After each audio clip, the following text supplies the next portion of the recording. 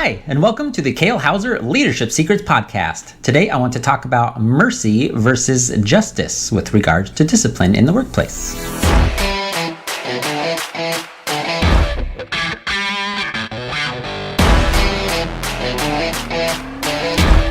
Hello, everybody, and welcome back to the Kale Houser Leadership Secrets podcast. I'm Kale Houser. Thank you so much for joining me today.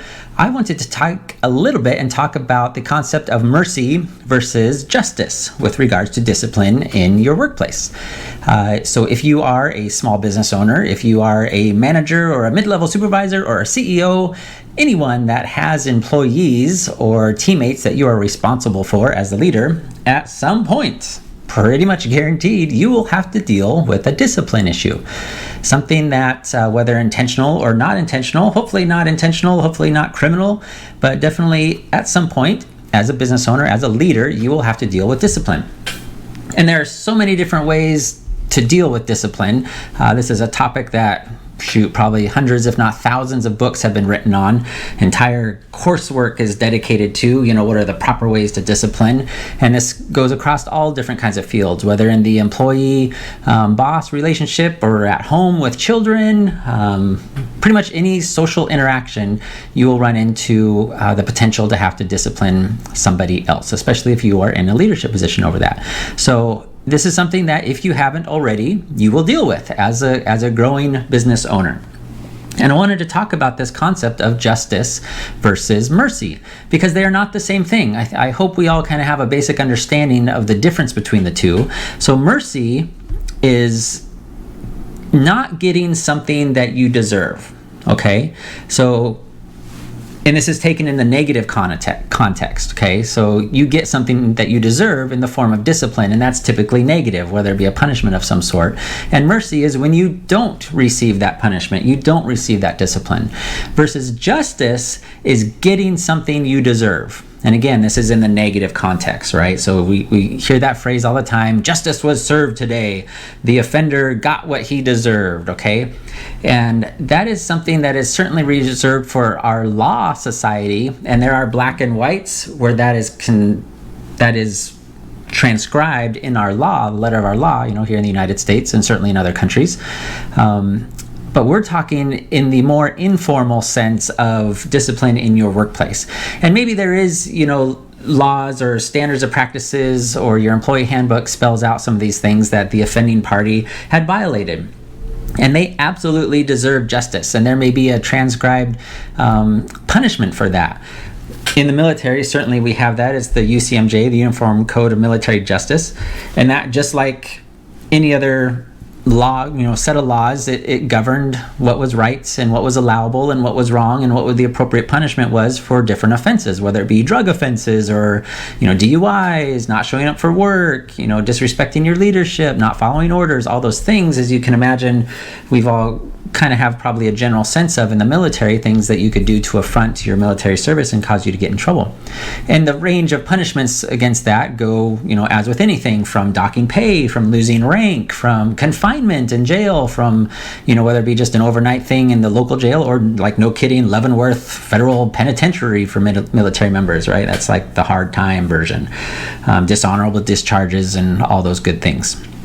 But we're not so much talking about the nuts and bolts of the discipline, just the fact of how you choose to apply that discipline in the offending party, okay? So there's, as with anything, a time and a place for mercy versus justice. A lot depends on the nature of the offense. Certainly, if it is something that is a cut and dry, maybe a legal matter, they are, no kidding, stealing from you or pilfering, or they've been doing it for a long time, justice is probably more appropriate, depending on the circumstance. It can be such a gray area, and it's so subjective to so many different things, namely your relationship with the employee, the long-term effects, and how it will affect the other employees in your organization, what it will do to your reputation, what it will do to your company's reputation, whether with your clients or other customers, and they get wind of this, right? Because rarely does it go unnoticed when these types of things happen. And it could be something even as big as national news, right? Like you're the CEO and your COO was stealing multiple millions of dollars from your company, and you may not be able to avoid that. But I want to talk about how you, as the leader, whether you're leading a small team, maybe 5, you're a growing young business person, and your business is growing, and you're hiring on people, and people are making mistakes, or they just don't know, right? How do you decide when to be merciful, when to kind of apply that forgiveness of, hey, I recognize that this maybe wasn't intentional, you did do something wrong, but I don't want to punish you to the max extent of the law, right? And whether that comes to the finality of in your business of whether it be pressing charges, if you go that route with something as grievous as that versus firing somebody, right? So we're going to kind of keep it with the firing as the ultimate level of discipline in your company, because we're not going to so much touch on the breaking the law aspects, whether it be abuse or discrimination or stealing, okay? Which I would consider probably some of the more common things to happen in the workplace. So these things and how you handle them can't be ignored, okay? So somebody has done something wrong. There's been a wrongdoing, an affront to your organization in some various degree of severity. And you can't ignore them. So that's the first step, is you have to deal with it. Because by ignoring that wrongdoing, it is a response. And other people are seeing that response, right? So I talked about this in a previous episode about how you choose to respond is setting that standard. And the no response is a standard. So if you don't respond to somebody that kind of flips out and completely disrespects you, or, continues to show up late and they never get quote unquote punished for it or held accountable for their actions, that is a response. And that is signaling to your other workforce personnel that is acceptable now. Okay, so that's the first thing I want to remind you of, that you have to respond. And how you choose to respond is what we're going to discuss a little bit further about today. But the difference between mercy and justice and when to apply each is the crux of the matter. So justice, I would argue, is certainly the more severe, right? Because mercy implies leniency. It implies, again, them not getting what they deserve. And how you decide to be lenient on somebody, to include a complete forgiveness and forgetting of the offense. Versus when you say, what you did is unforgivable, not, quote unquote unforgivable, or is so severe that we have to terminate our relationship. And everything, I hate to say this, but it's going to be so dependent on so many different factors that it really does depend. And you have to be able to ask yourself and analyze as you're going through the situation. And first of all, I would say try, if at all possible, not to have a knee-jerk reaction, not to have a sudden, wham, they did this, and then you're just flying off the handle of, oh, I can't believe this, da-da-da-da-da. You shouldn't ever you should try to never put yourself in that position where you're making an emotional response to a situation. Now, granted, that may happen when an employee goes off and gets in a fight with somebody, right? Or they often sock you in the face, then that could be easily grounds for dismissal. Like, hey man, thanks for working here, but bye, you're terminated. So I don't want to get into that as much as those immediate responses, but overall, whether it be the showing up late or whatever the hundreds of thousands of different little offenses that could happen, that you as the leader need to decide how to discipline that. Okay, so ultimately you have to look at, is the offense, is it rehabilitatable? Is that a word? Is that something that they can recover from? Is that something they can learn from and that you can trust them to not do again? Again, depending on the severity and the intent of whatever offense happened. And that, I would say, is the breaking point between justice and mercy. Because justice is going to imply like, hey, these are our standards, you're not meeting them, or you did not meet them. We are going to give you an opportunity for you to prove to us, like us being the leader of the organization, that you want to be here, that you want to continue this relationship, that you are a part of our culture. We've kind of done everything we can to give you the tools for success. And now the ball is a little bit more in your court, but warning shots have been fired. Like we understand, there's a step to this process of you learning and us learning to work together, but due to your offenses that have happened in the workplace, we're now on the a little bit more guarded, and we're applying this quote unquote justice in these steps, whether it be written warnings, verbal warnings, reduction of benefits, whatever the situation is in your organization. Reduced hours certainly is possible too, depending on how big your organization is. But that's putting the ball in their court that they now have to kind of earn your trust back.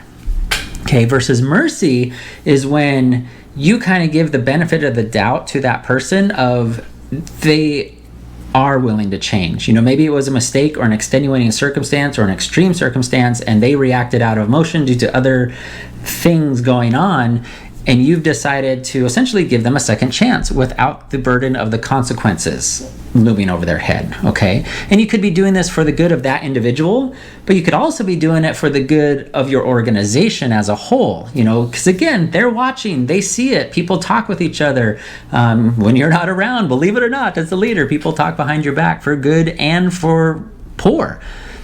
And you want to turn that to talk around for good. But at the same time, you can't misapply this mercy to the point where there is no kidding, there was an affront and that person deserves whatever discipline is in place for that affront, and you choose not to do it. If you don't have a good reason for that, a specific reason, and a reason you can share with the rest of your workforce, it's probably not a good idea, because at that point you're getting into favoritism and misapplying not equal, I don't know what the right term would be, but not equal application of the law as you've put in your organization. And people, again, will see that. They're like, well, Joe got away with it. And this happens a lot with my kids. They're like about a year and a half apart from each other. And my oldest is like, oh, Shay, who is our youngest, you didn't do that for Shay, or Shay doesn't have to do that. And he kind of complains about that not equal treatment under the law of our household. And you can certainly have the same thing, but I need to be able to justify of, well, Shay is younger and he's still learning this. You, however, have already learned these things, and you are now more responsible for those actions and your actions, right? So you have to be able to explain that to the rest of your work core of, hey, the reason I'm applying this mercy is, John Doe over here is younger in our organization. They're still learning. They made a mistake, but he's still redeemable, right? Still could be a contributing member of our organization. So that's why we don't want to further punish him, other than maybe the inadvertent punishment he's already dealing with the embarrassment of the situation, or whatever else is the case that may be applicable.